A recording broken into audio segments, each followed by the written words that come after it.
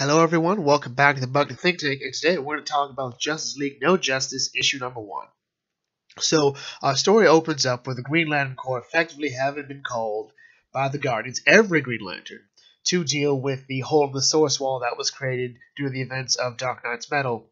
And among other things, they're going to repair it, which I didn't know they could do, honestly.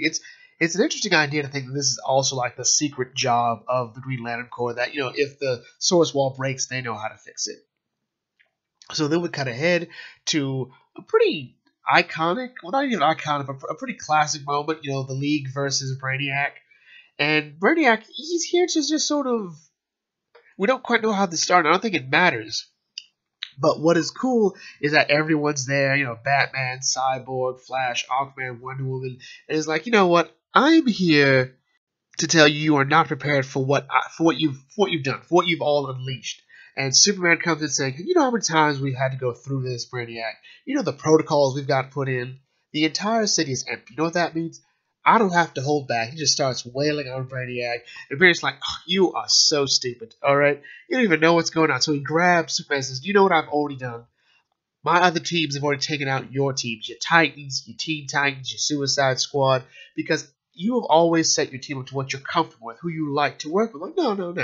That is not practical. That is not logical for, effectiveness. So he takes them out, and the next scene we see is Beast Boy as a bear waking up in front of Harley Quinn with Starfire and Zatanna, and they're freaking out. Like, where are we? And before anyone can truly get to fighting, Zatanna sort of brings them all back. Like, hold on, we're here on the ship. Let's just get out of here and figure out what's going on. And then we cut to this really annoying and awesome scene of Damian talking smack to Dr. Fate. And he's being told by Martian Manhunter, like, look, stop it. He's one of the most powerful sorcerers in the multiverse. He will wreck you. Just don't even do it. And, the Atom's there and Raven's there. So that's so cool. Damian wants to go find Brainiac, wants to go deal with him. I'm like, Damian, what are you going to do to Brainiac? What are you going to do? Stop it.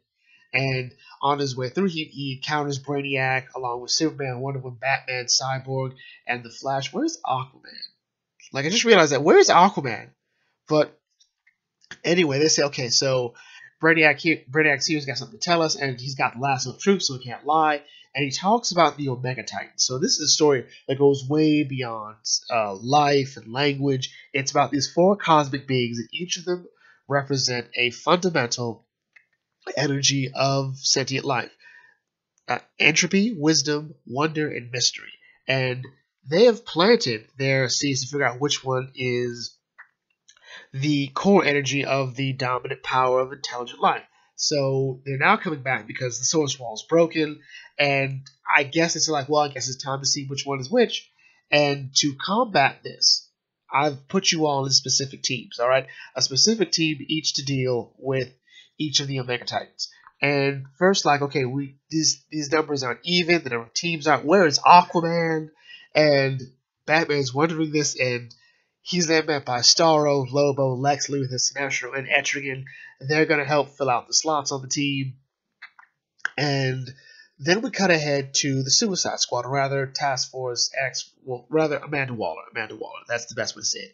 She's tired of not knowing anything in terms of what's going on, so she's assembled all these telepaths to effectively hack Brainiac's mind, among which are Maxwell Lord, Despero, and Hector Hammond, and at least 3 people I don't know. If you know them, leave them down in the comment section.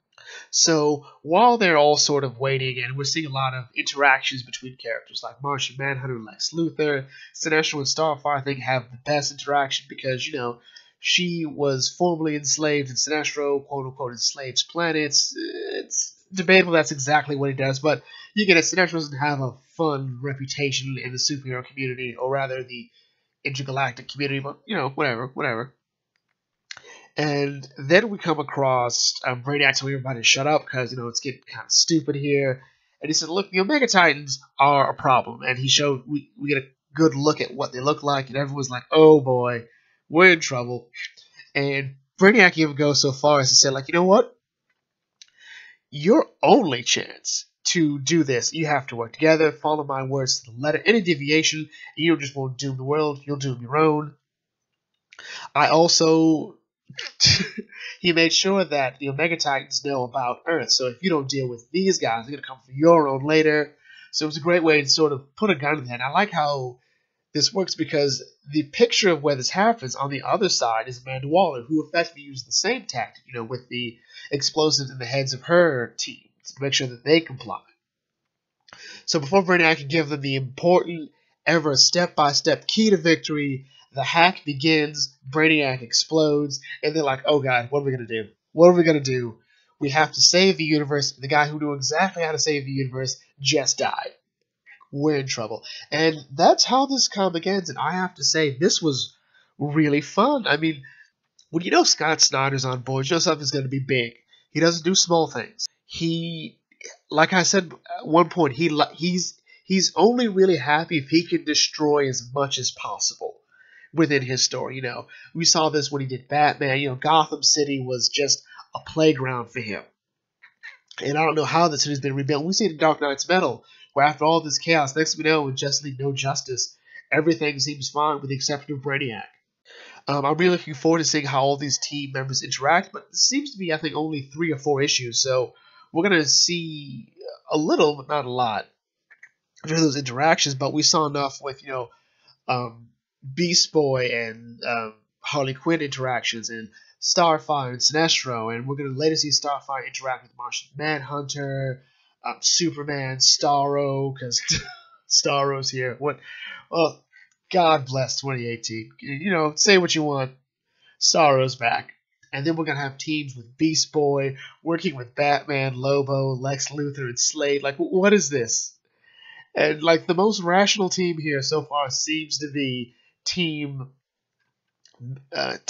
Mystic, just because it's a pretty tame team. It's just all the magic uses together. Most of them work together all the time anyway. I'm sorry, Team Mystery.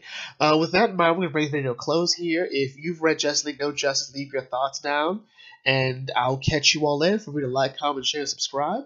And feel free to check out some of my other videos, and I will catch you all later. This is Debug and Think Tank signing out. May your fandom serve you well.